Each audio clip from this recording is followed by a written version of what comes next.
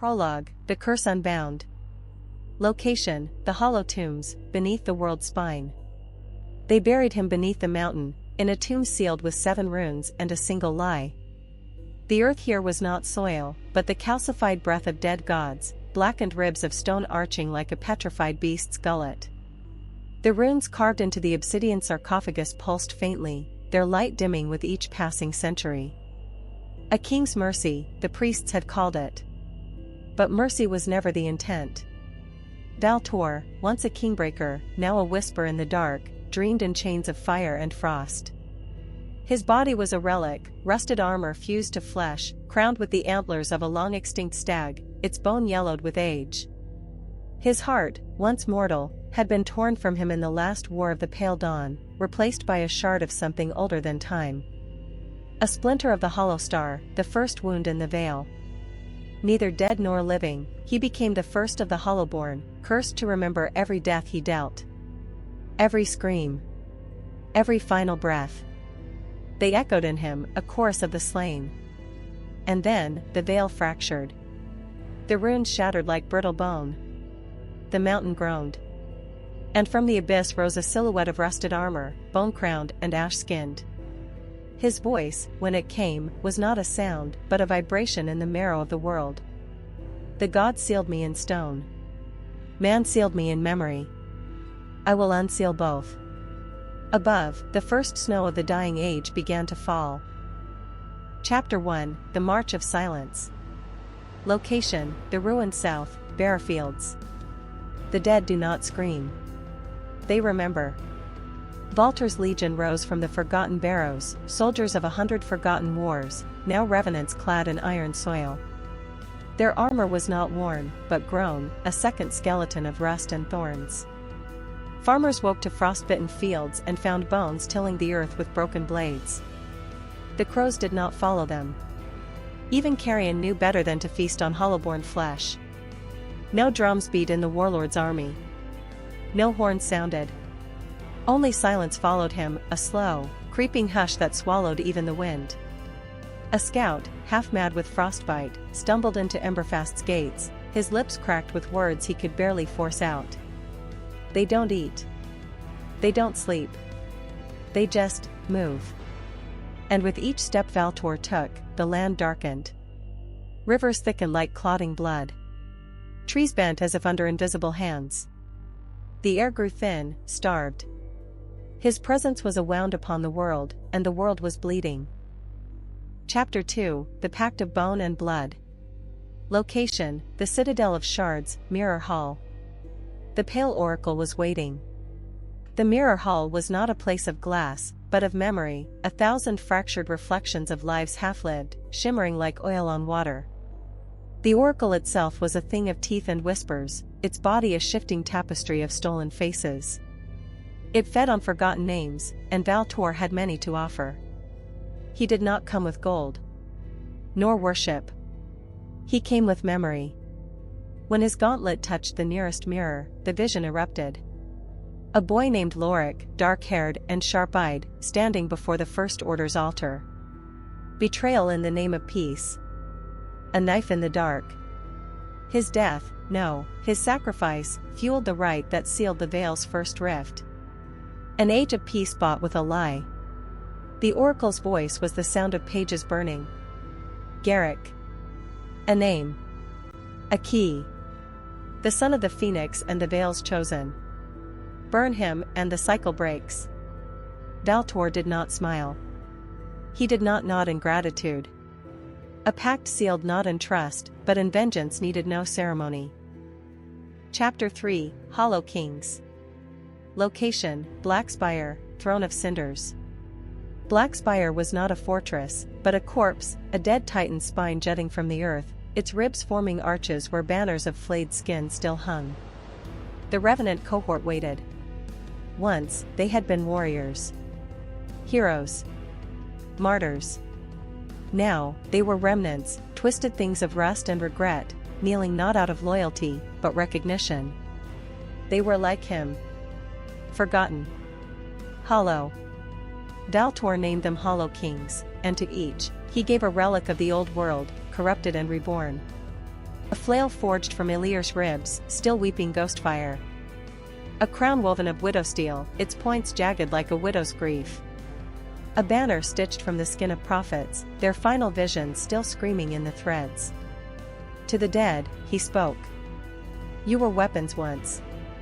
Tools of men, gods, and machines. Now, you are purpose. Now, you are storm. And the storm answered. Chapter 4, The Heart That Was Stolen. Location, the wound, edge of the world veil. The wound was not a place. It was an aftermath. A crater where the world still burned, frozen in time, a jagged maw of blackened earth and spectral flame. This was where Valtor had died the first time. Where his heart had been taken. He knelt. Plunged his gauntlet into the veil's breach. Black light seared through him. For a moment, just a moment, the heart he lost beat again.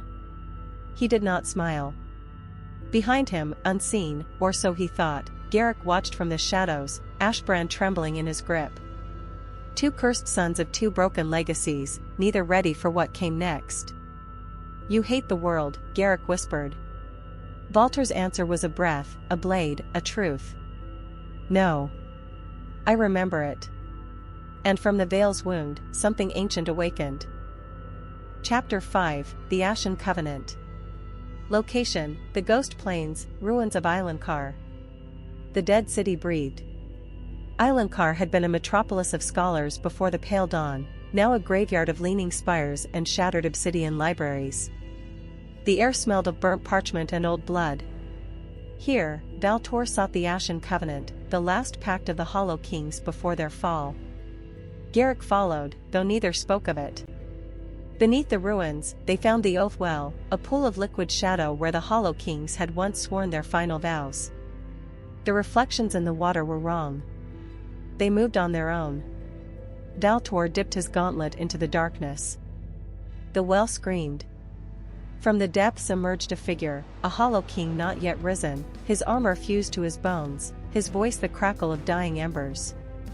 You broke the silence, brother. Now the veil hears you. Garrick's hand tightened on Ashbrand. What did you wake? Valtor's eyes were black mirrors. An old debt. Above them, the sky split, a jagged tear, thin as a knife's edge. Something peered through. Chapter 6, The Bleeding Crown. Location, the Shattered Monarchy, Hall of the Last King. The crown was alive. It sat upon a throne of fused skeletons in the ruins of the First Order stronghold, a circlet of black and gold, its points ending in needle fangs that dripped a slow, thick ichor. The bleeding crown, last worn by the king who had betrayed Valtor. Garrick watched as Valtor approached it. You mean to wear it? No. Valtor's gauntlet closed around the crown. I mean to break it. The moment his fingers touched the metal, the throne shrieked. The skeletons convulsed, their jaws snapping in silent agony. Valtor's own scar split open, black blood threading down his armor like veins. A voice, not his own, spilled from his lips. You were the sacrifice. Why do you resist?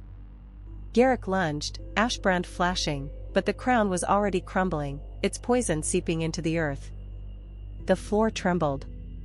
In the distance, the first of the veilbound began to crawl from the shadows. Chapter 7, The Prophet's Last Lie. Location, the Hollow Cathedral, Shrine of the Forgotten Word. The cathedral was a carcass of stained glass and splintered pews. At its altar lay the prophet of the last lie, a mummified seer whose lips had been sewn shut with silver wire. Garrick tore the threads free. The corpse's eyes snapped open, pupils blown wide, black as the veil. Its voice was a dry rasp. The son of the phoenix seeks truth. But truth is the first weapon that breaks. Garrick ignored the chill in his bones. Tell me how to kill Valtor. The prophet laughed, a sound like breaking sticks. You cannot kill what is already dead. Only unmake him. A vision erupted. A black sun swallowing the sky. A sword plunged into the wound. A name, Valtor's true name, whispered in a tongue no mortal should know. When Garrick blinked, the prophet was dust. Behind him, Valtor stood in the doorway, his hollow gaze unreadable. Did you find what you sought?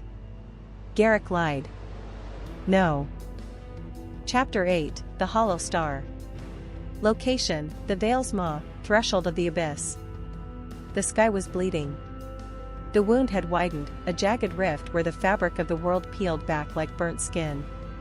Beyond it, the hollow star pulsed, a black sun veined with sickly light. Valtor stood at the edge, his armor humming with the same dark resonance. Garrick raised Ashbrand, its fire guttering in the dead air. You're opening it further, Garrick accused. Valtor did not turn. I am remembering what was taken. The ground quaked. From the abyss, shapes emerged, twisted reflections of the Hollow Kings, their armor fused to flesh, their eyes voids. The veilbound. Garrick's blade flared. You're dooming us all. Valtor finally looked at him, not with rage, but something worse, recognition. No. I am ending the lie. He stepped into the abyss. The hollow star shuddered. And the world screamed.